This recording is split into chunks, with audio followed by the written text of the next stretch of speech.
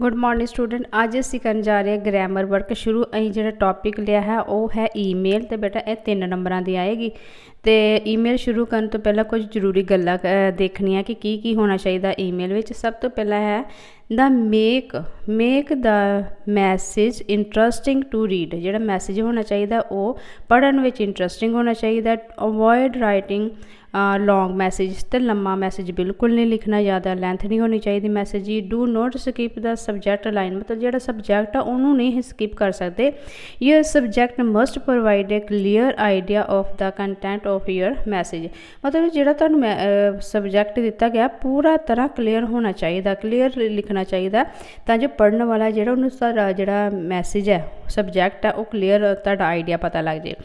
अगे है be careful van सैडिंग attachment शुरू भेजन तो पहला तो ध्यान रखना मैं कि sand them only if necessary. Attachment उदों ही भेजनी है जो ये नैसेसरी हो, जरूरी हो।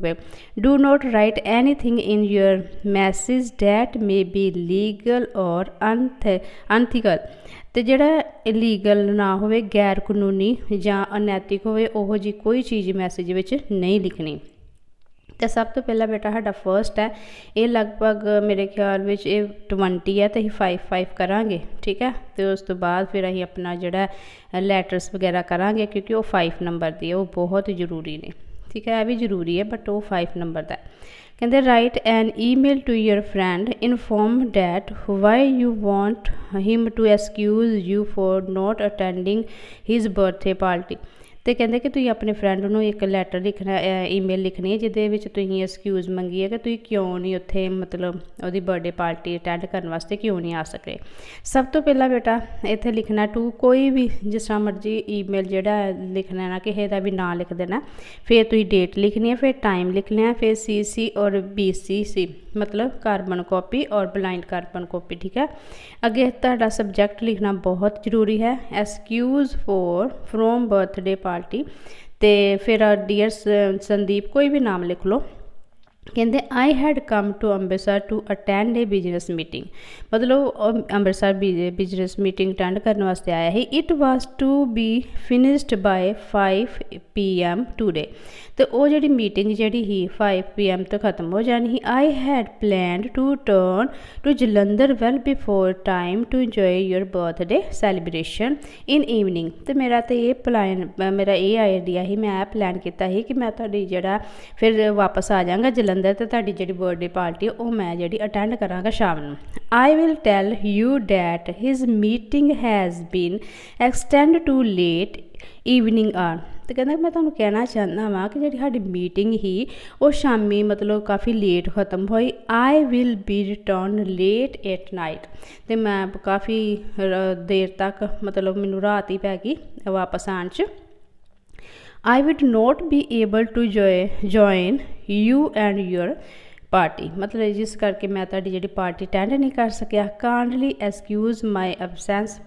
तो I shall visit you by the weekend. मैं आवांगा मतलब कोशिश करांगा कि वीकेंड विच मैं एक आवां, मतलब अगले हफ्ते जा आवां या वीक दे एंड विच। विद रिगार्ड तो कोई भी तुसीं नाम लिख सकते हो। ठीक है बेटा जी। नैक्सट हैगा साडा कहंदे write an email to your friend expressing your condolence on his father death. मतलब कॉन्डिनेंस मतलब सोग करना, दुख प्रगट करना। इस तरह तुम ईमेल लिख लेना। मैं सबजैक्ट जोड़ा है तुहाडा वो है कॉन्डिनेंस, मतलब दुख प्रगट करने वाला, तो नाम लिखना है। अगे जोड़ा विच मटीरियल लिखना, पॉइंट टू पॉइंट लिखना है। जिस तरह क्या लिखा, I was extremely sad to learn about your father sudden death from Ravi who inform me last evening. कहना मैं तुहाडे पिता जी की डैथ बारे सुन के रवि को, जिन्हें कि रवि ने मैनू दस्सिया शाम नूं मैनू पता लग्या कि तुहाडे पिता जी की जिहड़ी अचानक डैथ हो गई, उस करके मैनू बहुत दुख है। I do not have word to express my grief has it hurt to believe about his death. मतलब उन्होंने शब्द नहीं सानूं मिलते पे कि किस तरह ही अपना दुख प्रगट करिए इन्हां दी मौत ते। I had to reach at the time of funeral but unfortunately could not make it because I was out of the city due to some pre-scheduled meeting। ਕਹਿੰਦਾ ਕਿ ਮੈਂ ਉੱਥੇ ਆਉਣਾ ਹੀ, ਅੰਤਿਮ ਸੰਸਕਾਰ 'ਤੇ ਮੈਂ ਆਉਣਾ ਹੀ, ਬਟ ਅਨਫੋਰਚੂਨੇਟਲੀ ਮਤਲਬ ਬਦਕਿਸਮਤੀ ਨਾਲ ਮੈਨੂੰ ਜਿਹੜੀਆਂ ਮੇਰੀਆਂ ਪੈਂਡਿੰਗ ਹੀ ਪਈਆਂ ਹੋਈਆਂ ਸੀ ਮੀਟਿੰਗਾਂ ਅਟੈਂਡ ਕਰਨੀਆਂ ਪਈਆਂ। Your father was great person, nice, very helpful, wonderful human being who head great intellectual achievement. ਠੀਕ ਹੈ, ਮਤਲਬ ਉਹਨਾਂ ਦੇ ਫਾਦਰ ਦੀ ਤਾਰੀਫ ਕੀਤੀ ਕਿ ਇੰਨੇ ਚੰਗੇ ਹੀ, ਬਹੁਤ ਚੰਗਾ ਨੇਚਰ ਹੀ ਉਹਨਾਂ ਦਾ, ਅਤੇ ਉਹਨਾਂ ਨੇ ਕਾਫੀ ਆਪਣੀ ਇੰਟੈਲੀਜੈਂਸੀ ਨਾਲ ਅਚੀਵਮੈਂਟ ਕੀਤੀਆਂ। Although I met your father only a limit number of time, but his impression on me is simply everlasting. ਕਹਿੰਦੇ ਕਿ ਭਾਵੇਂ ਮੈਂ ਤੁਹਾਡੇ ਫਾਦਰ ਜੀ ਨੂੰ ਬਹੁਤ ਲਿਮਿਟ ਟਾਈਮ ਵਿੱਚ ਮਿਲਿਆ, ਮੈਨੂੰ ਕਾਫੀ ਜ਼ਿਆਦਾ ਵਾਰ ਨਹੀਂ ਮਿਲਿਆ, ਪਰ ਫਿਰ ਵੀ ਉਹਨਾਂ ਦਾ ਜਿਹੜਾ ਮੇਰੇ ਮਨ 'ਚ, ਮੇਰਾ ਦਿਮਾਗ 'ਚ ਉਹਨਾਂ ਦਾ ਕਾਫੀ ਪ੍ਰਭਾਵ ਪਿਆ, ਮੈਂ ਕਾਫੀ ਉਹਨਾਂ ਤੋਂ ਪ੍ਰਭਾਵਿਤ ਰਿਹਾ ਵਾਂ। We will also miss him, ਅਸੀਂ ਉਹਨਾਂ ਨੂੰ ਹਮੇਸ਼ਾ ਯਾਦ ਕਰਾਂਗੇ। I pray to the almighty that his soul might rest in the peace. ਜਦੋਂ ਕੋਈ ਇਸ ਤਰ੍ਹਾਂ ਦੀ ਗੱਲ ਹੋ ਜਾਏ ਤਾਂ ਇਹ ਕਹਿੰਦਾ ਕਿ ਪਰਮਾਤਮਾ ਉਹਨਾਂ ਦੀ ਆਤਮਾ ਨੂੰ ਸ਼ਾਂਤੀ ਦੇਵੇ, ਅਤੇ ਉਹਨਾਂ ਨੂੰ ਆਪਣੀ ਚਰਨਾਂ 'ਚ ਜਗ੍ਹਾ ਦੇ। Please accept my most sincere condolence and also convey the same to your mother. ਮਤਲਬ ਕਿ ਸਾਡਾ ਜਿਹੜਾ ਦੁੱਖ ਮੈਂ ਕਰਦਾ ਪਿਆ ਪ੍ਰਗਟ, ਪਲੀਜ਼ ਮਤਲਬ ਸਵੀਕਾਰ ਕਰੋ, ਕਿਉਂਕਿ ਆ ਤਾਂ ਹੋ ਸਕਿਆ ਨਹੀਂ, ਅਤੇ ਇਸ ਕਰਕੇ ਸਵੀਕਾਰ ਕਰੋ, ਅਤੇ ਆਪਣੀ ਮਦਰ ਨੂੰ ਵੀ ਇਹ ਮਤਲਬ ਕਨਵੇ ਕਰ ਦੇਣਾ ਮੈਸੇਜ ਕਿ ਉਹਨਾਂ ਫਲਾਣੇ ਦਾ ਮਤਲਬ ਦੁੱਖ ਪ੍ਰਗਟ ਕਰਦੇ ਪਏ ਹੀ ਪਿਤਾ ਜੀ ਦੀ ਮੌਤ 'ਤੇ। ਠੀਕ ਹੈ ਬੇਟਾ ਜੀ, ਇਸ ਤਰ੍ਹਾਂ ਦਾ ਤੁਹਾਨੂੰ ਲਿਖਣਾ ਆਉਣਾ ਚਾਹੀਦਾ, ਅਤੇ ਜ਼ਿਆਦਾ ਕੁਛ ਨਹੀਂ ਲਿਖਣਾ, ਹਲਕਾ ਜਿਹਾ ਲਿਖਣਾ।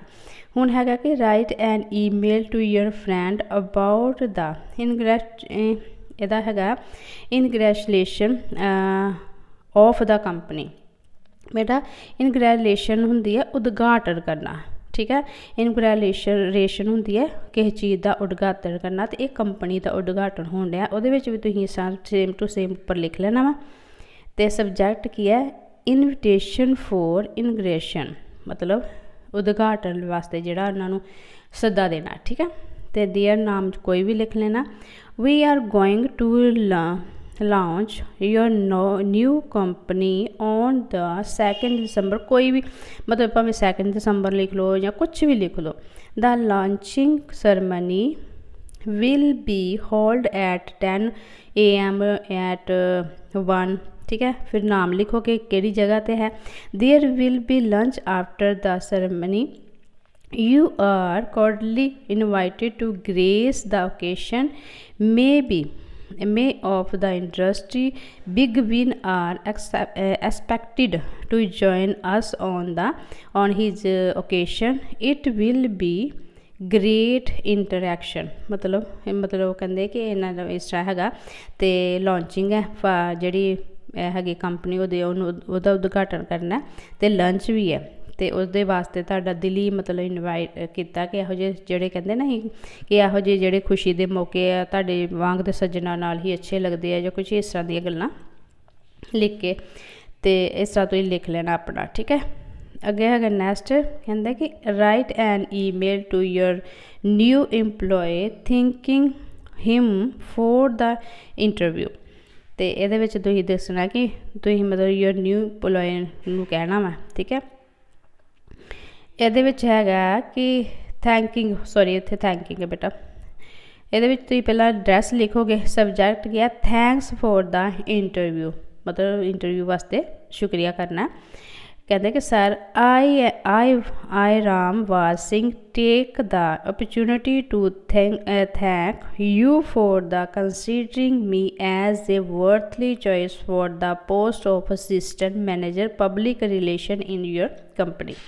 ਮਤਲਬ ਆਪਣਾ ਸਵਾਗਤ ਕਰਨਾ ਚਾਹੁੰਦਾ ਕਿ ਮੈਂ ਮਤਲਬ ਥੈਂਕਫੁਲ ਕਰਨਾ ਚਾਹੁੰਦਾ ਕਿ ਤੁਸੀਂ ਮੈਨੂੰ ਆਪਣੀ ਕੰਪਨੀ ਦੇ ਵਿੱਚ ਜਿਹੜਾ ਜਗ੍ਹਾ ਦਿੱਤੀ ਹੈ, ਮਤਲਬ ਮੈਨੂੰ ਮੌਕਾ ਦਿੱਤਾ ਆਪਣੀ ਕੰਪਨੀ ਵਿੱਚ। I am extremely grateful to you for the fact that I have been given an opportunity to appear for the interview for the above mention post and also become of the patient and good spirit in which the interview was conducted. I would also like to assure you that I will be proud to be a part of your organization।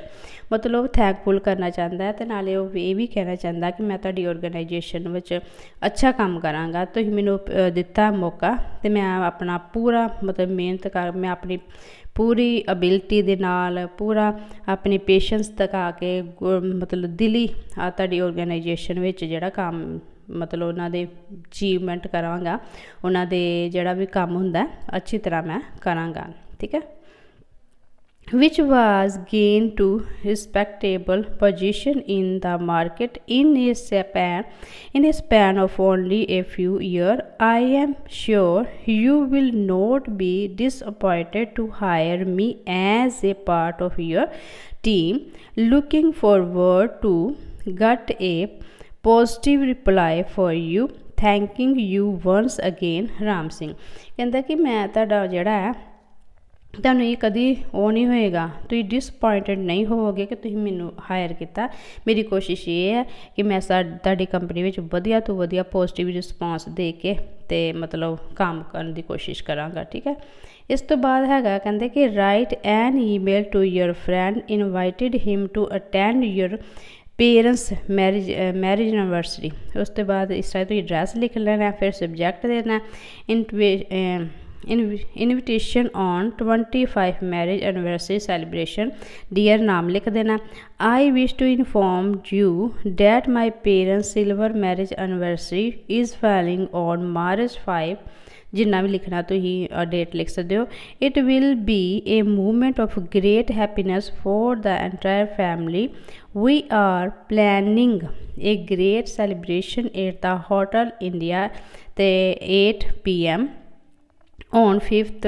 तो जिन्ना भी सन होएगा जो कुछ भी दिता होएगा, would be a great pleasure if you along with your family would grace his occasion with your presence with regard. कहता कि मैं अहीं अपने फादर जी जां अपने पेरेंट्स की मैरिज एनिवर्सरी मनाना चाहते हैं, तो असीं चाहते हैं कि तुहाडे वांग दे सज्जन आन ते तुहाडे आन दी तुहाडे नाल साडी जिहड़ी ये पार्टी वधिया हो जाए, तो उन्होंने इनवाइट करना। मतलब इस ओकेशन नूं इस मौके नूं खूबसूरत बनाने वास्ते तुहाडे जे सज्जना की प्रीसेंस जरूरी है, मौजूदगी जरूरी है। इस तरह बेटा पॉइंट टू पॉइंट लिख के सिर्फ ये करना कि तुसीं ज़्यादा अपने सबजैक्ट तो पिछे नहीं हटना, सबजैक्ट दा ही गल करनी है।